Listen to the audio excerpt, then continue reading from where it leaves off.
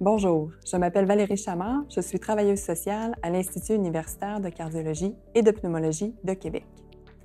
Mieux vivre avec une maladie cardiaque sur le plan social signifie être capable de mieux contrôler vos réactions face à des situations stressantes dans votre vie et aussi d'être capable d'exprimer clairement vos besoins. Suite à un événement cardiaque, il est normal que les priorités changent, qu'une impression de nouveau stress apparaisse pour vous et votre entourage. Votre corps, qui n'a peut-être plus la même énergie qu'avant, ou que maintenant vous en savez la cause, vous amène à vous re-questionner. L'adaptation à cette nouvelle condition demande du temps, du courage, de la résilience et du soutien. Si vous vous reconnaissez dans certains des derniers énoncés, c'est tout à fait normal et vous n'êtes pas seul à le vivre. C'est ce que nous aborderons ensemble dans la capsule sociale. Plus précisément, nous verrons les impacts de la maladie dans votre vie, des stratégies d'adaptation au stress, la communication affirmative de nos besoins et certaines ressources disponibles.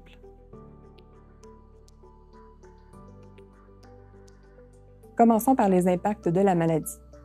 L'important, c'est de mettre des mots sur ce que vous vivez d'abord et ensuite d'identifier les enjeux sur lesquels travailler. Les impacts peuvent être d'ordre personnel, comme par exemple le choc de l'annonce du diagnostic, de la frustration, de la réduction des activités professionnelles, sociales, sportives, sexuelles, peut générer de l'anxiété lorsque vos pensées deviennent envahissantes, du découragement, des inquiétudes face à l'évolution de la maladie, face au futur, la peur de mourir qui peut être nouvelle comme pensée. Un sentiment de déplaire aussi, car on est moins actif, un sentiment de culpabilité qui peut être face à son conjoint qui, lui, est non malade. Il peut y avoir aussi des impacts sur le plan conjugal et familial, donc une surprotection peut-être du conjoint, d'un proche, la maladie qui réduit les activités de la cellule familiale, le sentiment d'être un fardeau, des impacts sur la vie sexuelle également. Au niveau social, donc dans les sphères du travail et des loisirs, on peut vivre ou ressentir le jugement des autres. Il n'a pas l'air malade, il s'écoute trop. La diminution du cercle d'amis, l'incompréhension de l'entourage face à la maladie, sentir le devoir de se justifier. Sur le plan financier, cela peut générer un arrêt de travail, une perte d'emploi, un changement des plans de retraite, de l'invalidité. Comme on vient de le voir, la maladie touche toutes les sphères de notre vie. On ne peut pas travailler sur tout en même temps, mais graduellement, accepter la maladie.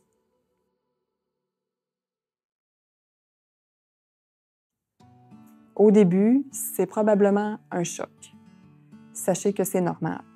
Vous pouvez avoir l'impression de vivre une cassure avec votre vie normale d'avant le diagnostic. À ce moment, et pendant cette période où vous ne croyez pas vraiment ce qui vous arrive, accordez-vous le droit à l'erreur et de ne pas être en capacité de retenir toutes les informations que l'on vous donne. La sensation du cerveau rempli ou plein à craquer peut être déstabilisant, mais temporaire, vous verrez.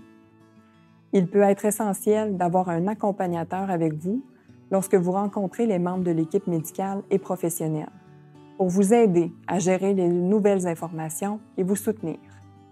Vous êtes en processus d'adaptation et vous prenez conscience, peu à peu, de la situation. Peut-être qu'en ce moment, vous pensez que ce n'est pas possible de mieux vivre avec cette maladie. Il est possible que vous vous sentiez démuni ou désespéré. Accueillez cet état. Donnez-vous le temps de l'absorber. Permettez-vous de pleurer aussi. Ces réactions sont normales et fréquentes. À l'intérieur de vous, il y a des forces et à l'extérieur de vous, il y a des gens. Ne gardez pas ces inquiétudes pour vous.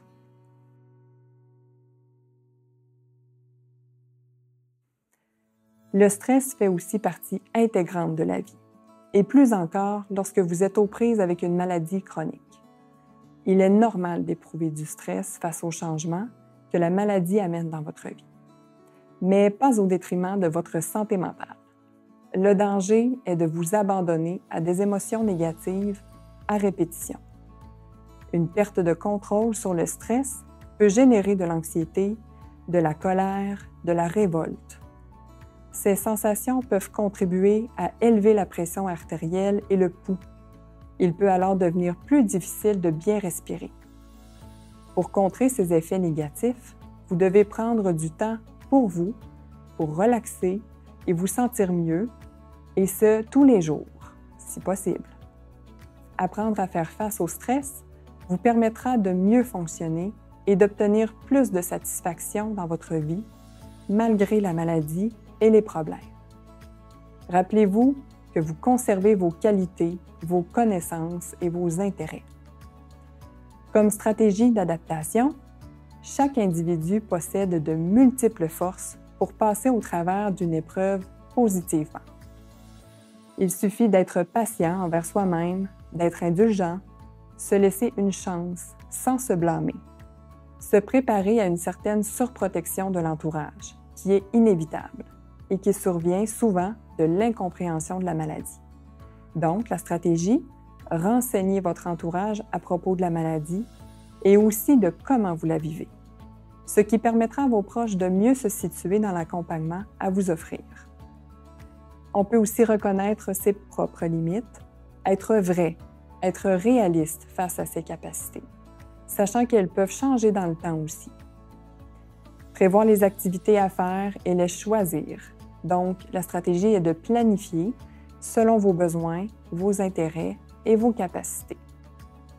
Accorder de l'importance à ses propres besoins. Redéfinir les priorités et en faire part à notre entourage, qui pourra aussi ajuster leur accompagnement. Lâcher prise sur les éléments où l'on n'a pas de contrôle.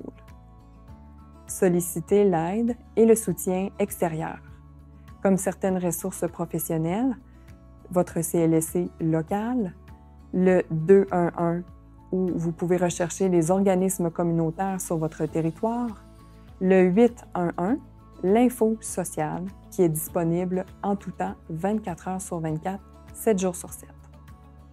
Une autre stratégie pourrait être d'écrire pour réfléchir. Un journal de bord, un calepin de pensées positives, de pensées inspirantes. Vivre à petite échelle, s'ajuster au quotidien selon les imprévus, donc l'état du moment, la température par exemple. Ici et maintenant, il ne sert à rien de vous faire des scénarios négatifs, des scénarios catastrophes. Donc, il est essentiel de miser sur les pensées positives et ce sur quoi vous avez du contrôle dans la situation. Votre capacité à résoudre des problèmes sera améliorée. Essayez de résoudre un problème à la fois. Apporter trop de changements en même temps ne fera qu'augmenter votre anxiété et vous ressentirez de l'incompétence et de l'incapacité. Utilisez l'humour. Cela permet de dédramatiser la situation et de relâcher le stress. Le stress dit « normal » peut évoluer vers de l'anxiété, c'est-à-dire des inquiétudes envahissantes, des craintes démesurées, des ruminations en boucle qui peuvent survenir avant de s'endormir, par exemple, ou qui arrivent au réveil. La gestion de l'anxiété devient alors en elle-même un enjeu, mais surmontable. Les dangers ici sont de faire de l'évitement et aussi de prendre sur soi l'anxiété des autres. Si vous ressentez des symptômes dépressifs sur plusieurs jours, n'hésitez pas à demander de l'aide en cours de programme et à en informer un membre de l'équipe médicale ou professionnelle. On parle ici, par exemple, de changements dans l'appétit, l'irritabilité, des sautes d'humeur, de fatigue extrême. La souffrance provoquée par l'anxiété ou la dépression peut être soulagée. Peut-être qu'actuellement, vous ne voyez pas comment, mais quelqu'un peut vous aider à y voir plus clair. Des solutions sont possibles pour vous aider à la surmonter. Vous pouvez vous référer au dépliant d'informations sur le sujet du stress, anxiété, déprime, les multiples visages, disponible et qui pourra vous être acheminé dans le cadre du programme. Plusieurs ressources d'aide y sont énumérées. En tout temps, si vous présentez des idées noires ou que vous songez au suicide, ne tardez pas à en parler à quelqu'un ou contactez le Centre de prévention du suicide au 1-866-APPEL.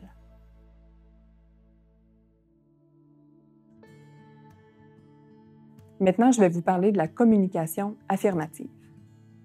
Outre les stratégies d'adaptation que l'on vient de parler, il y a aussi la communication affirmative qui est très intéressante et satisfaisante à utiliser. Apprendre à bien exprimer nos besoins, oser refuser des offres de sortie ou des tâches qui ne vous conviennent pas, oser demander de l'aide ou un service à quelqu'un peut vous sembler difficile, mais votre affirmation sera payante pour vous et les relations avec votre entourage. C'est un investissement pour vos relations, mais avant tout pour vous accepter tel que vous êtes. Je vous explique d'abord la technique de la communication affirmative, suivie d'un exemple. Le point de départ est de parler au « je », ce qui permet d'éviter l'accusation sur l'autre. Alors, en première étape, on décrit objectivement la situation ou le comportement. En deuxième étape, on fait preuve d'empathie. En troisième étape, c'est le moment où on fait l'affirmation de soi et l'expression des émotions. Et quatrièmement, on est en mode résolution de problème. Voici l'exemple. En première étape, « Je suis content que tu m'invites à aller souper chez toi. J'aimerais bien y aller, mais je ne peux pas. » La deuxième étape, c'est l'empathie. « Je comprends que tu peux être déçu, mais… » On s'affirme. « De mon côté, je me sens fatiguée et je sais que si je me rends chez toi pour la soirée, je n'aurai pas l'énergie pour réaliser tout ce que j'ai à faire dans les prochains jours. » On résout le problème. Peut-on remettre ça à un autre moment où je me sentirai mieux? Il peut arriver que votre entourage vous fasse des demandes qui sont au-delà de vos capacités actuelles. Tout le monde a besoin d'un temps d'adaptation aux contraintes qu'amène la maladie. Il vous faut respecter vos limites et apprendre à dire non. On devient meilleur avec la pratique. Vous deviendrez plus habile et ce sera plus facile. Il y a aussi certaines techniques de respiration et de relaxation que l'on peut vous enseigner en cours de ce programme. Parlez-en à votre infirmière ou au kinésiologue. Outre ces techniques, on n'oublie pas les incontournables à une meilleure gestion du stress au quotidien, comme la visualisation, donc l'imagerie mentale. Votre attitude est la clé dans cet exercice. Il faut être optimiste et réaliste, et le pouvoir des images sur la pensée devient très important. Ça peut être un lieu, des personnes, des souvenirs, des événements, des réussites personnelles et bien d'autres. Alors, comment ça fonctionne? Vous pouvez réaliser l'imagerie mentale en tout lieu. Fixez votre attention sur une image mentale positive. Commencez à vous détendre. Vous pouvez aussi fermer vos yeux. Utilisez tous vos sens. Retenez votre image quelques minutes en tête. Faites cet exercice à tous les jours ou au besoin, si possible. Puisqu'on sait que les pensées négatives sont énergivores. Au besoin, imaginez-vous un panneau d'arrêt-stop et dites-vous « arrête » dans votre tête ou même à voix haute si la portée est plus grande pour vous. On indique ainsi à notre cerveau qu'un temps d'arrêt pour reprendre le contrôle est souhaitable. Terminons sur une note positive en conclusion. Le secret est de miser sur les aspects sur lesquels vous avez du pouvoir et non ce sur quoi vous n'avez aucun contrôle. L'incertitude de la vie est hors de notre contrôle, mais tentez d'être optimiste le plus souvent possible.